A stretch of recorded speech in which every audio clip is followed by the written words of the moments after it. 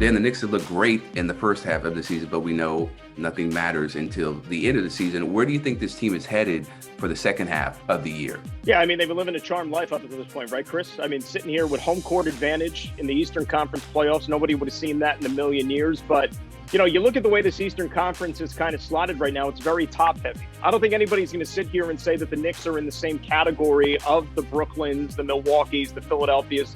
They're still the cream of the crop in the East, and then it's everybody else here. And I think that we're going to get an early look as to just where this team kind of falls in right now in the pecking order, because coming out of the All-Star break, they got that road trip, which has a stop in Brooklyn, which has a stop in Philadelphia, has a stop in Milwaukee. Then you got to go down to Oklahoma City, too, where, you know, that Thunder team isn't necessarily overly talented, but they play really, really good on their home floor. So that's going to tell us a lot about this team right now, and maybe the expectations are going to get leveled off a little if they do kind of struggle coming out of the chute there in the second half of the season. But I wouldn't push the panic button. This is a process. Remember, this team isn't supposed to be here right now. If anything, they're ahead of schedule, but I would not abandon the plan. I wouldn't go do something that maybe kind of gives you a false sense of where this club is at right now. Stay the course, believe in the plan, and I think things will fall into place.